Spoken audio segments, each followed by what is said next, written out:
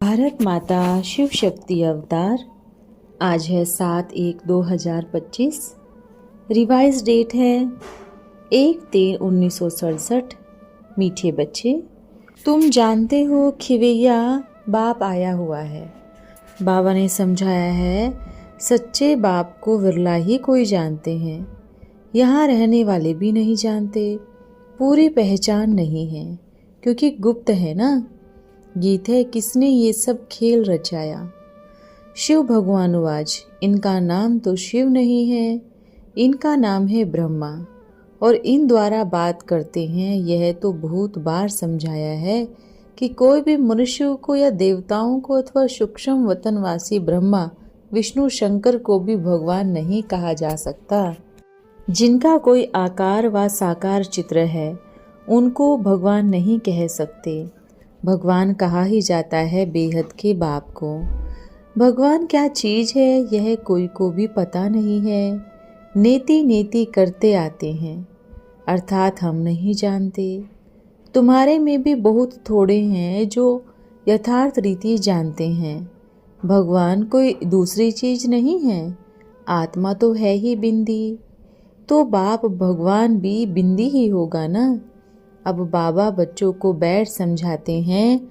बाबा के पास 25-30 वर्ष के बच्चे भी ऐसे हैं जो यह भी नहीं जानते कि हम आत्मा कैसे बिंदी है, कुछ भी नहीं जानते। कोई तो अच्छी रीति समझते हैं, बाबा को याद करते हैं।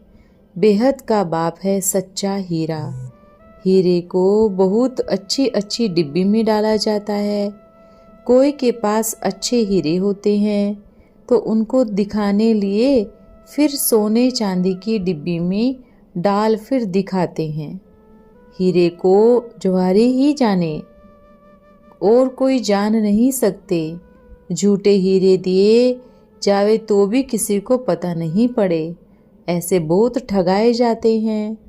अब सच्चा बाबा आया है, परंतु झूठे भी ऐसे ऐसे हैं जो मनुष्यों को पता ही नहीं पड़े। गाया भी जाता है, सच की बेड़ी हिलती है पर डूबती नहीं है। इनको भी कितना हिलाने की कोशिश करते हैं। जो यहाँ इस बेड़ी में बैठे हैं वो ही हिलाने की कोशिश करते हैं।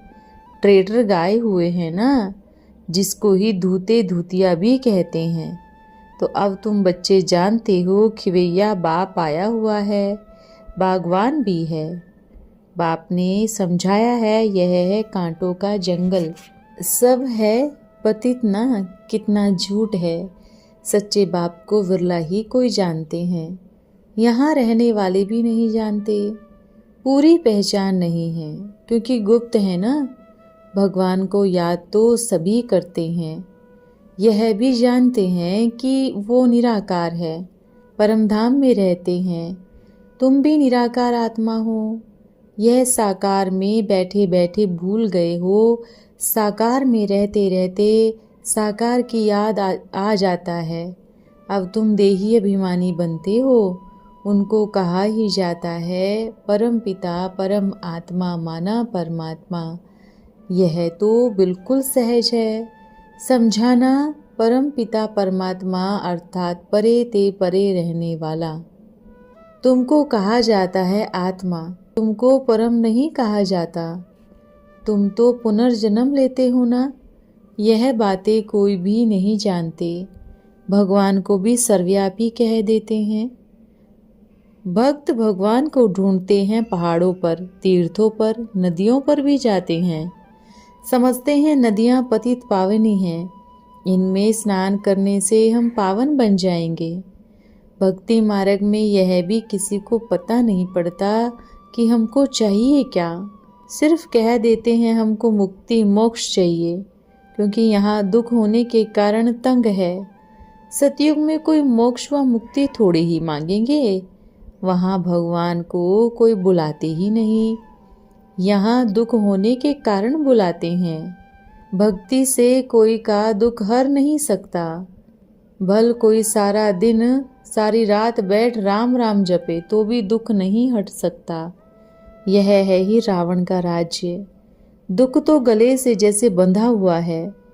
गाते भी हैं दुख में सिमरन सब करे, सुख में करे ना कोई।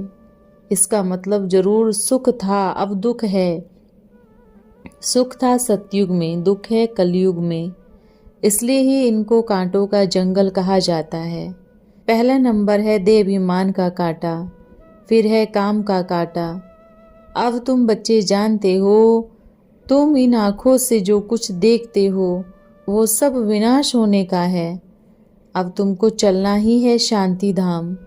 अपने घर को और राजधानी को याद करो। ऐसे नहीं कि सिर्फ घर को ही याद करने से तुम पावन बन जाएंगे। कोई पतित पावन नहीं है। तुम पतित पावन कहती ही हो बाप को, तो बाप को ही याद करना पड़े। वो कहते हैं मामेकम याद करो।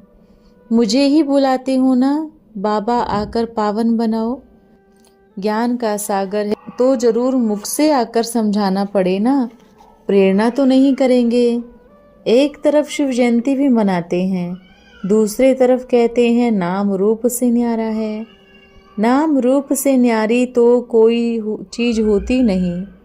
फिर कह देते हैं ठिक्कर भीतर सब में है। अनेक मतें हैं ना। बाबा समझाते हैं कि तुमको रावण ने तुच्छ बुद्धि बना दिया है, इसलिए ही देवताओं के आगे जाकर नमस्ते करते हैं।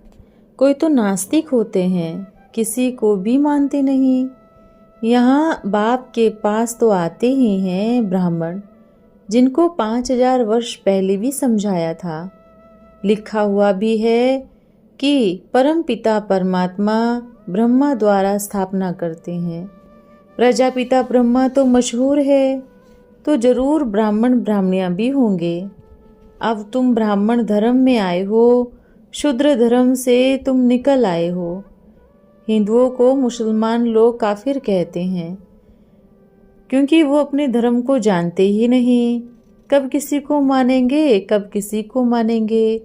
बहुतों के पास जाते रहेंगे। क्रिश्चियन लोग कब किसी के पास जाएंगे नहीं। आजकल सन्यासी लोग जाकर इनको ठगते हैं कि चलो तुमको भारत का प्राचीन राजयुग सिखलाते। बहुतों को ठगते हैं। अब तुम सिद्ध कर बताते हो कि भगवान बाप तो कहते हैं कि मुझे याद करो। एक दिन अखबार में भी निकलेगा कि भगवान बाप कहते हैं कि मुझे याद करने से तुम पतित से पावन बन सकेंगे। जब विनाश नज़दीक होगा तब अखबार द्वारा भी यह आवाज़ कानों में पड़ेगा। अखबारों में तो कहाँ कहाँ के समाचार आते हैं ना। तुम भी डाल सकते हो। भगवान उवाच। परम पिता परमात्मा शिव कहते हैं मैं हूँ पतित पावन। मुझे याद करो तो तुम पावन बन जाएंगे। इस पतित दुनिया का विनाश सामने खड़ा है। विनाश जरूर होना है, यह भी सभी को पक्का हो जाएगा।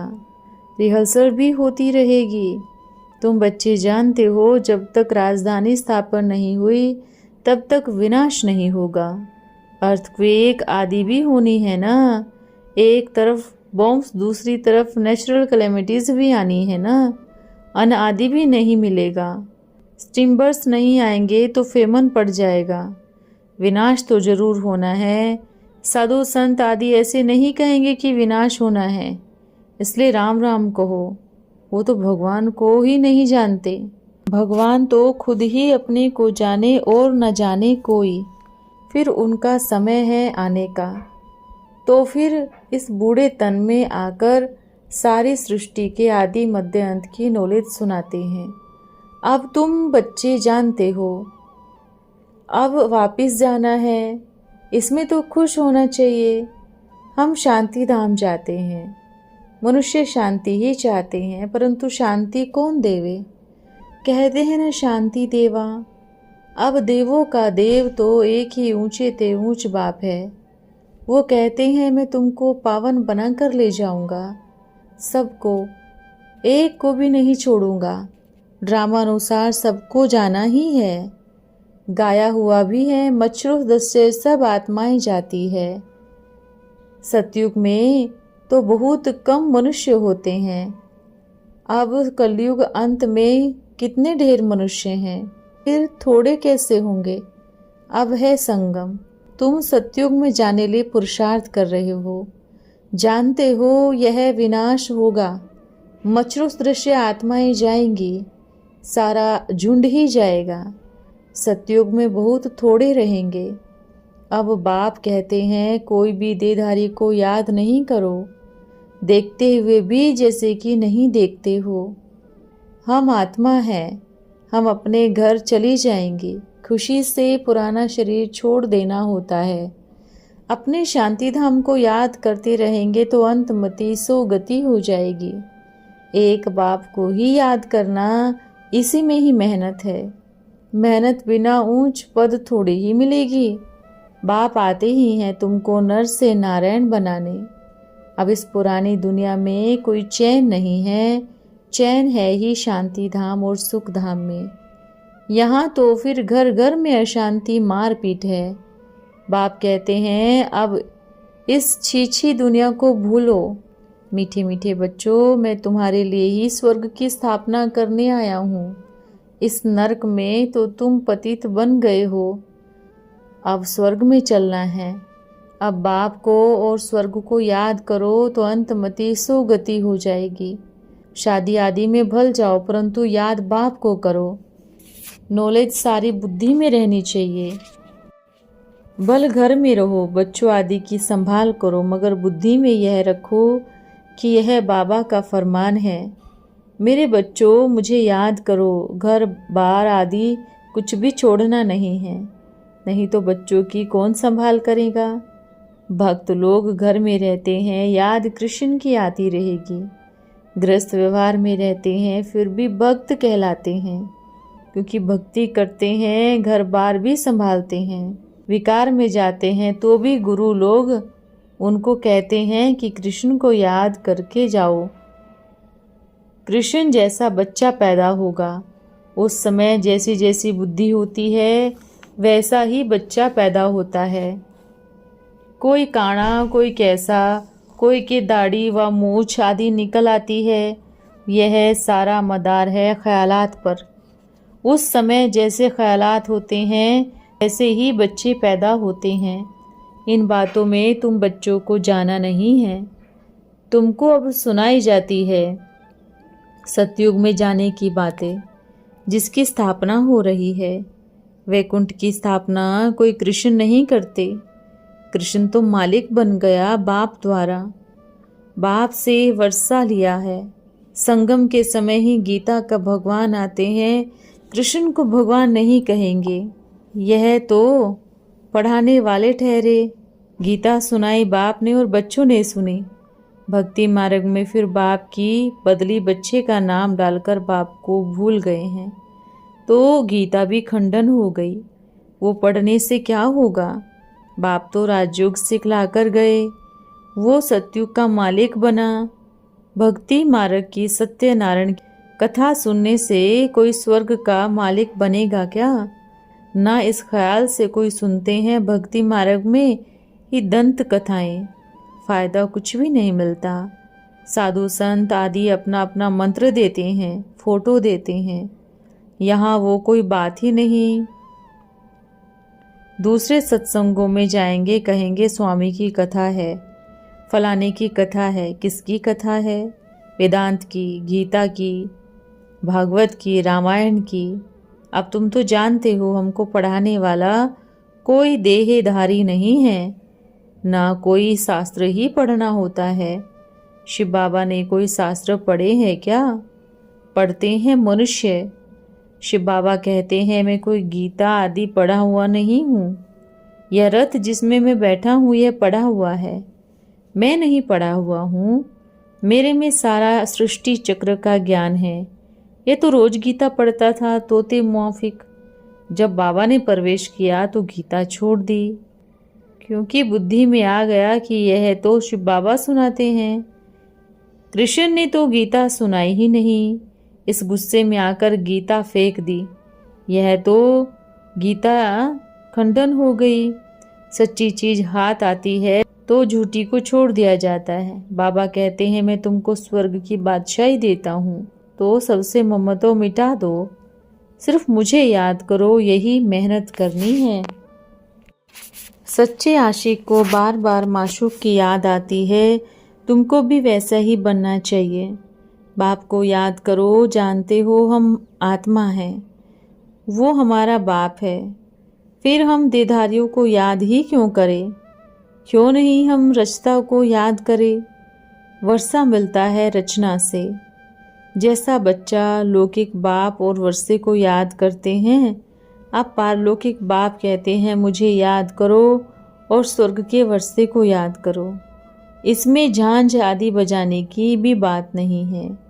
गीत भी कई अच्छे अच्छे हैं जिनको लेकर अर्थ तुमको बताते हैं, बनाने वाले खुद नहीं जानते। मीरा भक्तिन थी, तुम तो अब ज्ञानी हो।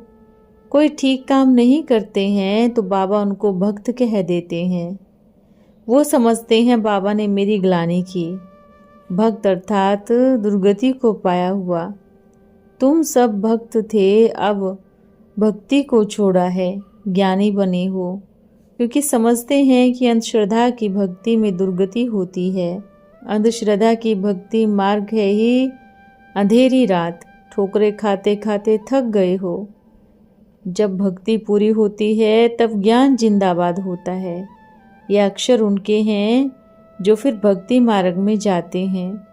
तो अब बाप को याद करो, मैसेंजर बनो, पैगंबर बनो। सबको यह पैगाम दो कि बाप और वर्षे को याद करो तो पाप भस्म होंगे। अब वापस घर जाने का समय है। अच्छा, ओम नमः शिवाय। वरदान है, लवलीएस्ट और लकीएस्ट भव। क्या आप बच्चे स्वयं को लवलीएस्ट और लकीएस्ट दोनों समझते हो?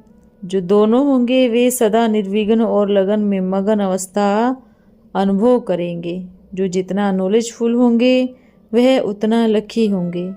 फिर वह नॉलेजफुल से केयरफुल बनेंगे और चीयरफुल भी बनेंगे। और जो चीयरफुल होंगे वह सदा ही लवली बन जाएंगे। ओम नमः शिवाय।